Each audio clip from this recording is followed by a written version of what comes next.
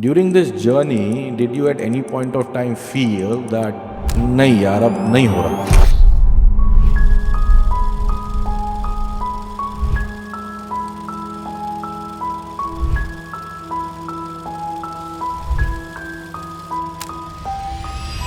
Every time you have a self-doubt, you also remind yourself what you have been good with. What is the real difference between the previous startups and the startups that you feel today? Probably the concept hasn't been as successful in India because the companies haven't become profitable.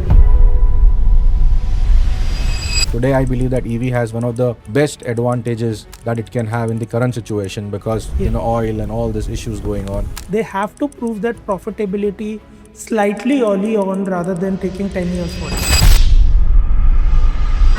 But do you really think that we have that kind of maturity, that kind of patience in the industry that can understand those kind of investments? Global Startups Club doesn't just work with the Indian startups anymore. Startups somewhere down the line have become very particular of what or whom they want to work with. Within the Indian ecosystem, not many founders to be very good founders also at the same time. Yes. Life partner का जो role है, whether it's in day-to-day life or in business, वो होना, I believe it's very important. I think it's the two side of partner communication which is needed. That's why you need to have the right partner.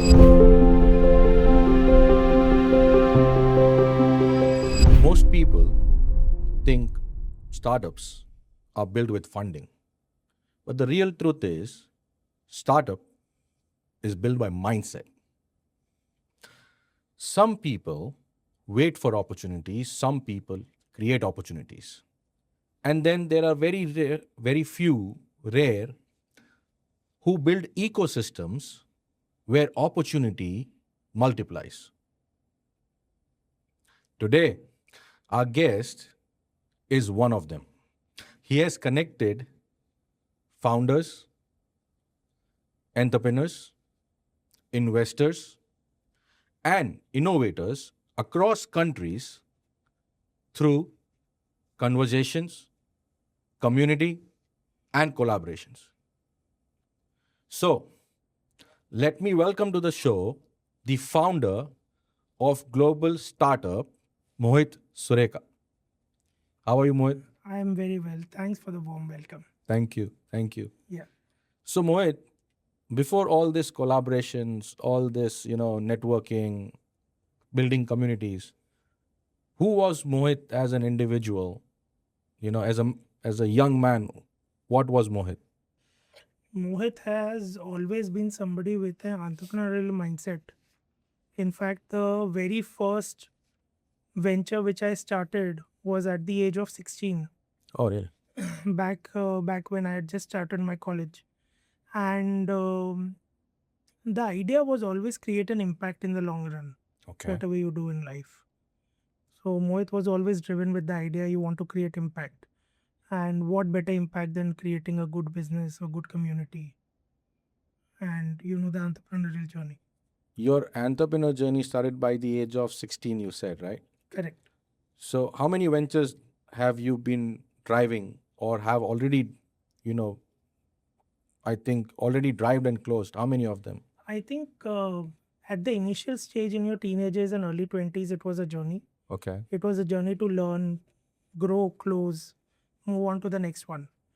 So I was amongst the early people who used to take workshops and built an educational company around Vedic mathematics. This is about 22 years back, 22, 23 years back. So I was amongst the early commentators in newspapers, in media, on radios, which used to talk about what is Vedic maths, etc. back in the Mumbai early days. So that lasted for a few years. Then I concentrated back on my studies, worked in consultancy for a few years, moved to Dubai initially, moved to Johannesburg, moved to Cape Town. And my true entrepreneurial bigger journey started in my late 20s. That is when I was in Cape Town for a decade. And during that journey, what all entrepreneurship journey did you actually cultivate? So it's very strange and very interesting that one of the world's largest tequila festivals was started by me. Oh, really? This is in Cape Town. We booked the Cape Town Rugby Stadium. Did a 12,000 people event over 3 days. Um, Built, hospitality businesses back in those days, restaurants, bars, guest houses, music festivals, and COVID was a leveler in 2020 in those businesses, and that's where I pivoted down to uh, community building, startups, investing in companies, etc. So, having all this experience, knowing the real behind the entrepreneurship, the business, you wanted to still create an impact, and that's why you went into startup industry to create some impact in that particular industry, right? But do you really think that the current startup industry is really picking up in India, or is it in a situation where I can say either it's stalemate or it's almost like no one's interested anymore? I think the Indian population in general is a very entrepreneurial population, if you Okay. ask me. The startup word is relatively new. Mm-hmm. We have been business owners, traders, artists, creators for centuries. Indian craftsmen and Indian traders have always been famous. Um, we have always had the Parsi and the Marwadi and the Gujarati and the Jain communities, which have been flag bearers of innovation, entrepreneurship, and trading within the country. If you take the current scenario, I think there is a little bit of a change within the ecosystem where it corrects itself every 3 to 5 years. Okay. I think you will see a little bit of that within the Indian ecosystem, but it's nowhere near dead. I mean, we meet thousands of entrepreneurs every month who are wanting to build for the country, who want better lives for themselves, who want to build in India only, who want to build new technology. So I think there's a huge mindset shift which has happened in the country about a decade and a half back. And Okay. this will only keep growing. It will keep course correcting itself, perhaps. So, this new startups that we are talking about, what is the real difference between the previous startups and the startups that you feel today? See, if you ask me personally, about say 15 years back, if you Okay. wanted to start your own company, you needed capital of your own. Mm-hmm. Okay. So, very often, either you went to a bank or you digged into your savings, you digged into family, friends, etc. Okay. The idea and the concept of venture capital is very new. Okay. If we think about it, Flipkart is not more than 20 years old in India. Agreed. Correct. So the concept of venture capital, the word did not exist 20 years back in our dictionaries. So the venture capital funded startups, so to speak, only started in mid 2010s. And over a course, we have learned that probably the concept hasn't been as successful in India because the companies haven't become profitable despite just burning and on the valuation game alone. Indian stock markets are not built only towards giving you an exit. Indian stock markets also in the long run demand you to be profitable, give something back to the retail investors. Mm-hmm. So I think the concept has changed over to even at early stages, startups need to have very good unit economics. They need to be thinking about what their margins are, what their profits are, how to build not just with disruption, but with sustainable effort. So in the last 3 years, you haven't heard the word unicorn so much. Mm-hmm.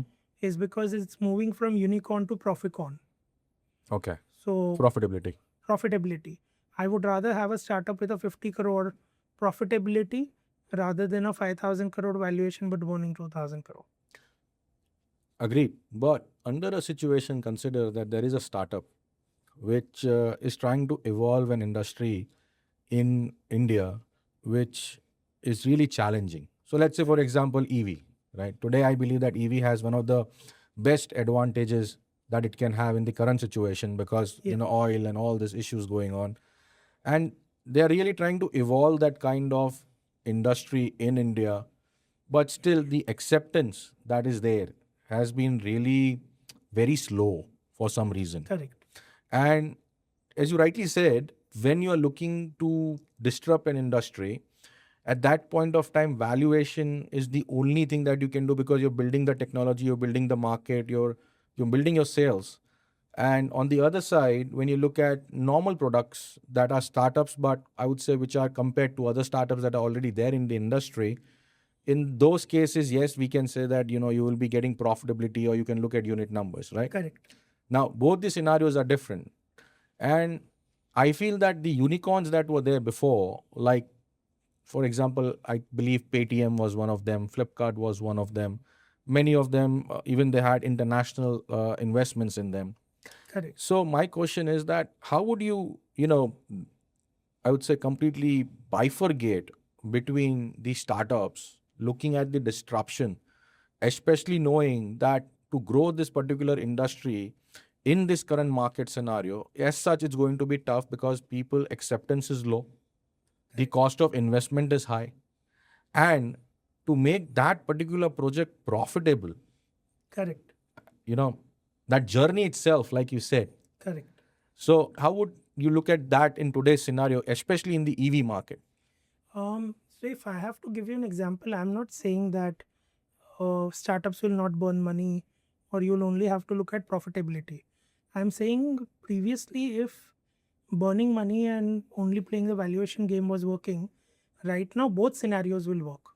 So I think there is a distribution now within the industry where certain industries which can be profitable from early stages, or say a mid stage cycle of the startup, they have to prove that profitability slightly early on rather than taking 10 years for it. Because the learning in the industry is also coming. But if we take EV as an investment, the EV industry, that's an industry everybody is betting from a 2032, 2035, 2040 point of view. So those industries which require the faith of building over the next decade will still require that. But do you really think that we have that kind of maturity, that kind of patience in the industry that can understand those kind of investments, and also we can find such similar VCs or partners that can, during the difficult most times, can stand up with you or with such startups? Do you really think that is also changing? So I think one of the major struggles Indian venture capital has had is lack of long-term and deep tech investments. There is limited patient capital in the country. Yeah, agreed. You know, the typical, if we take a Silicon Valley example, they will invest from a 10-year, 15-year project point of view. Mhm. Whereas the way the Indian laws are structured, uh, you have SEBI Cat 2 funds, which are your venture capital fund technically, which are AIFs. Typically, they require you to give a return on investment within 5-7 years. Okay. So, if the capital is invested into the fund itself with a 5 to 7 year return point of view, a startup within its life cycle needs to receive the money, deploy the money, start making profits, exit the investment, and give back the money in a very short span, which doesn't allow these kind of industries to be very easily funded directly from an Indian venture capital perspective. But let's say you come across similar kind of any projects, right, Yes, which you think has the potential to take it to the next level, maybe not in 7 years, but 10, 12 years. correct. So, how would your current global startup help that kind of an industry or that startup to make sure that they are comfortable finding the right, as I said, founders or investors Huh. or innovators through your communities or your collaborations? So, Global Startups Club doesn't just work with the Indian startups anymore. Okay, We are operating in 9 countries around the world, that's great.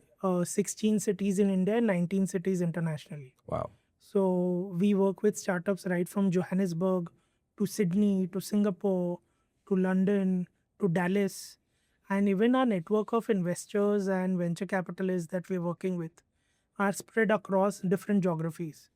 We take delegations of Indian and international startups to places like Dubai, Singapore, once a year to establish them in foreign markets.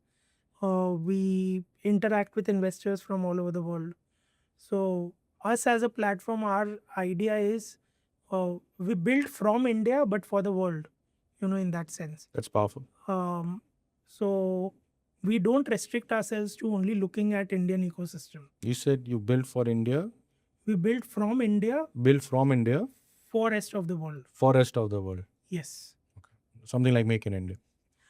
Yes, absolutely. But if you think about it, the Indian brands also, you take a Royal Enfield, you Yeah. take a Mahindra today, where Tata stands now, where Hero stands as a company. These four, again in automobile sector, coincidentally, have really built good brands internationally now. Yes, true. And I really feel the next 10 years, you will see a lot more fashion brands, consumer brands coming from India now towards the rest of the world, because I think we have learned how to build very good quality and brand it well. So, having this global experience Yeah. that you have, when did you realize that you really wanted to enter into the global market and not, stay only or stick to India? Like you said, you have your partners, you're in different countries also today. Correct. So, why did that thought come into the picture? And initially, what made you actually realize that you should go global? Was it the lack of funds? Was it that you were not able to get that kind of understanding from the VCs, or you were not able to find those kind of startups that the Indian market was looking for? So, what was it that it made you go global? See, in the 20s itself, with my very first job and then venture, I was living abroad. Okay.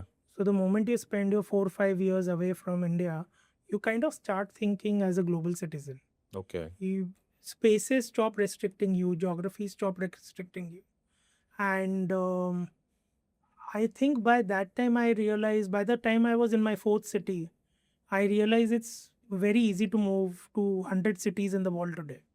Okay. So from that perspective, even on the very first day when we were starting Global Startups Club, the idea was always global. That's why it was in the name itself. The name of the company was never called with an Indian name and then we changed it over and then it became a global mindset company. It just started with the thought that we are building in India, but this will have an impact in about 50 plus cities around the world. Like doing businesses in a certain demographics or in a certain geography, it's also really difficult, right? Correct. And you really thought about going global. And you created this mindset, and I believe that you are within this journey, it's actually taking you along what your mindset that you have created to take it global. Yes. So during this journey, did you at any point of time feel that nahi yaar, ab nahi ho raha? Matlab, let's keep it aside.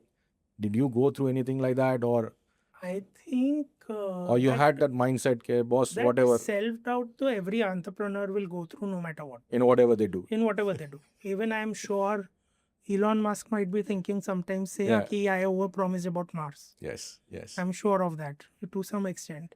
And at every point, every time you have a self doubt, you also remind yourself what you have been good with, what else you have built over a course, what your long vision has been, what's the big deal if you fail.